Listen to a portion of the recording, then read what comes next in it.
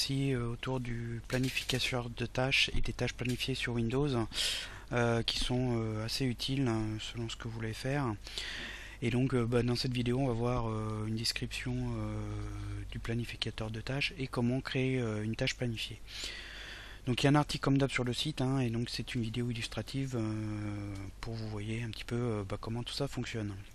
Donc qu'est-ce que le planificateur de tâches sur Windows ?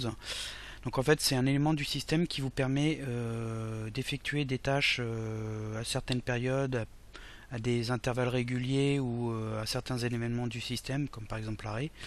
Et donc ça vous permet d'exécuter une commande, un programme ou une action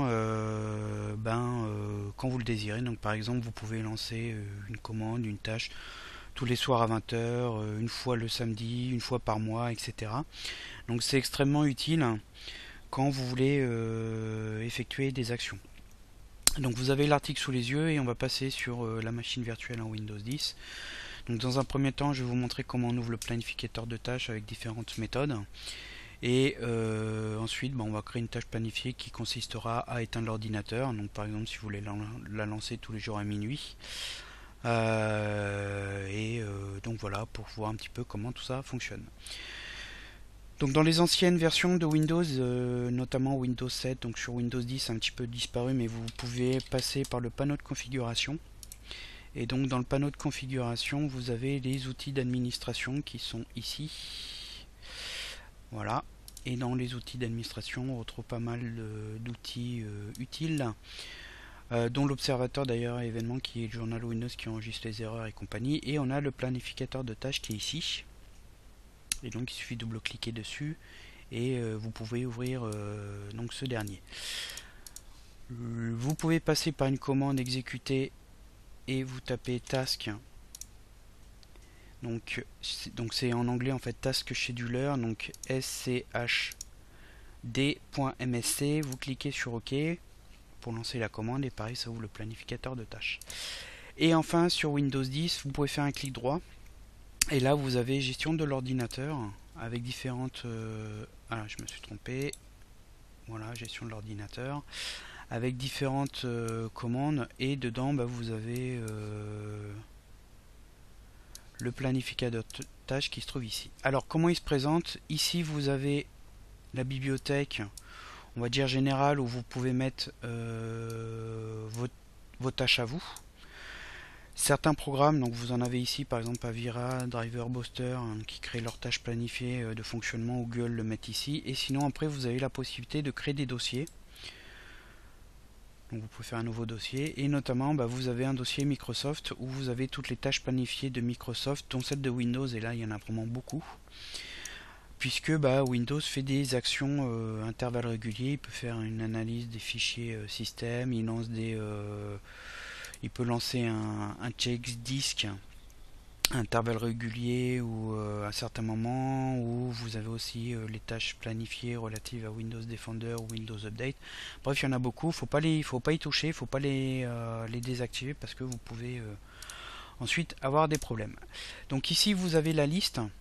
Donc vous avez le nom de la tâche planifiée ici, vous avez le déclencheur, donc par exemple tous les jours à une certaine heure, une fois par mois, une fois par semaine, etc. La prochaine exécution qui est programmée, la dernière exécution qui a été exécutée, par exemple on voit que celles-ci elles n'ont jamais été exécutées puisque vous avez la date en 1999, le résultat de la dernière exécution. Donc on a la confirmation qu'ici la tâche planifiée n'a jamais été exécutée. Ici on voit qu'elle a réussi, donc vous avez un code 0x0 et vous pouvez aussi avoir des erreurs ici, code erreur là, avec le message qui nous indique que le fichier a été supprimé tout simplement. En fait Avira a été désinstallé, la tâche planifiée reste, il essaye de la lancer. Et comme le fichier n'est plus là, forcément il met une erreur. Et ici vous avez le propriétaire, l'utilisateur Windows avec lequel la tâche planifiée est exécutée.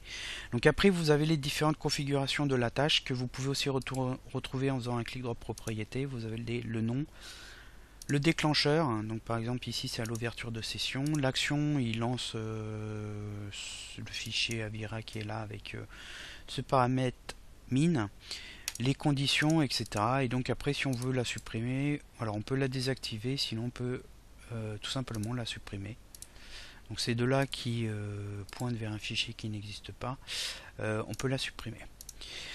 Donc ces tâches planifiées, elles sont créées donc soit par l'utilisateur, soit par les programmes, et bien sûr elles peuvent être exécutées par des malwares, ce qui permet de lancer ce dernier, comme on a vu là, au démarrage de Windows, pour rendre le malware actif. Donc elles peuvent être à surveiller selon ce qui se passe. Donc ici on va vouloir créer une tâche planifiée qui arrête l'ordinateur. Donc la commande pour arrêter l'ordinateur, c'est shutdown. Alors, je vais ouvrir l'invite de commande pour que vous voyez les paramètres. Donc c'est cette commande là, je fais slash point d'interrogation pour avoir les paramètres, parce qu'il y a des paramètres relativement intéressants. Donc notamment pour arrêter l'ordinateur, il faut utiliser le paramètre slash S, sinon pour le redémarrer en fait c'est R. Donc là on ne veut pas le redémarrer, on veut l'arrêter, donc on va utiliser ça. On a aussi la possibilité de le mettre en veille avec slash H pour hibernate. Et vous pouvez aussi utiliser le paramètre -F, enfin grand slash F pardon, qui permet de forcer la fermeture des applications, c'est-à-dire que la tâche planifiée, quand vous la lancez, s'il y a des programmes ouverts, notamment par exemple le bloc-notes ou Word qui vous demande d'enregistrer le fichier, et ben, ça va arrêter l'arrêt de l'ordinateur, et donc vous pouvez forcer cet arrêt avec le slash F. Bien sûr, si le fichier n'est pas enregistré, vous perdez les dernières modifications de vos documents. Et donc vous avez enfin le slash T qui permet de définir le délai d'arrêt. On peut le mettre en secondes. Donc, par exemple, si on met slash T espace 1, ça fera la shutdown va s'exécuter, va arrêter l'ordinateur au bout d'une seconde. Donc nous, ce qu'on va vouloir faire, c'est passer la commande suivante. Donc shutdown -F pour forcer la fermeture des applications. On veut faire un arrêt complet de l'ordinateur, on va pas le mettre en mise en veille, donc slash S, et puis on va lui mettre un délai de 1 seconde, ce qui nous donnera ça. Voilà. Donc je peux fermer ça. Donc pour créer une tâche planifiée, vous avez ici les boutons.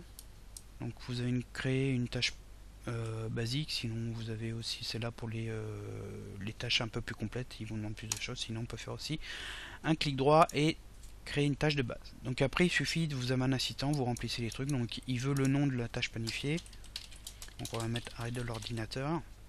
On fait suivant. Donc quand vous voulez exécuter, donc vous pouvez le faire tous les jours, toutes les semaines, tous les mois, une seule fois, au démarrage de l'ordinateur, quand vous ouvrez une session utilisateur, et selon certains événements. Donc nous par exemple on va dire tous les jours, on va dire à minuit. Vous laissez tout l'ordinateur et vous voulez qu'il s'arrête tout seul.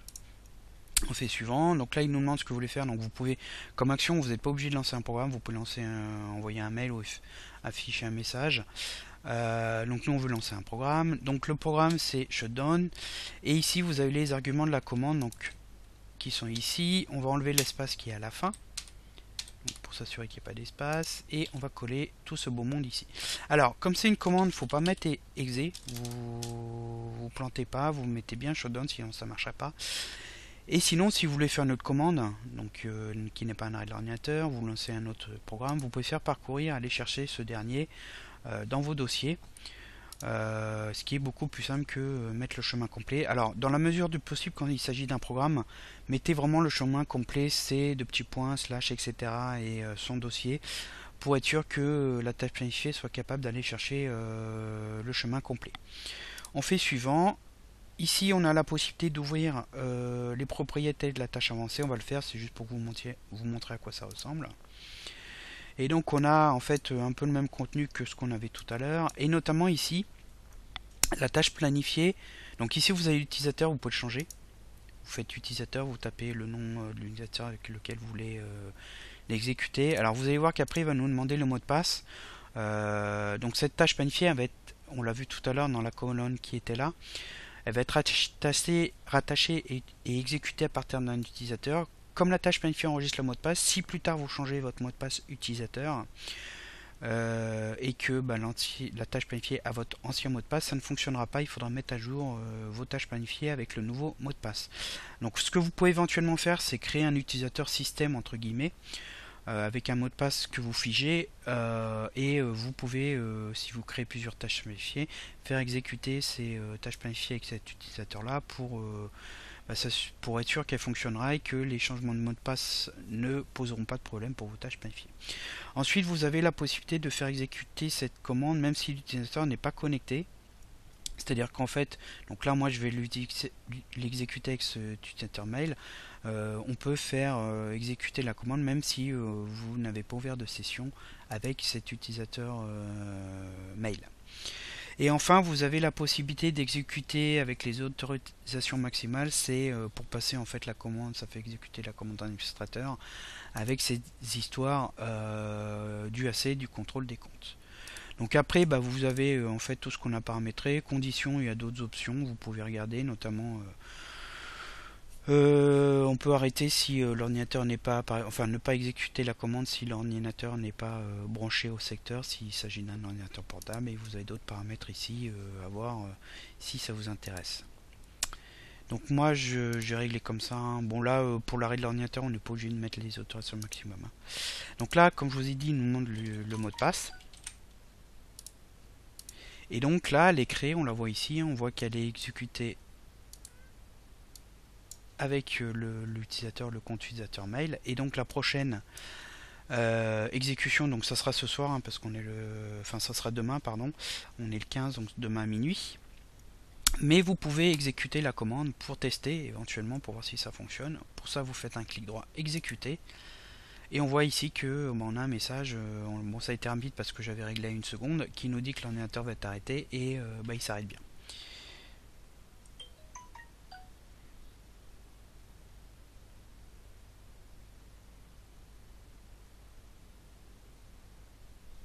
Donc là, voilà, donc je vais relancer la machine.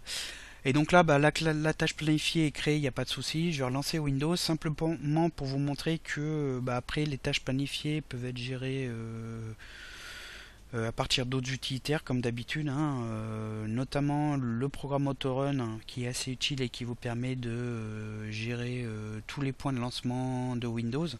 Donc les programmes qui sont sur démarrage, notamment avec la clé Run, et bah, aussi par ces tâches planifiées. Et vous pouvez très facilement faire des recherches dessus et les désactiver. Donc c'est plutôt un programme pour les utilisateurs confirmés. Donc là je relance Windows, ça prend un petit peu de temps.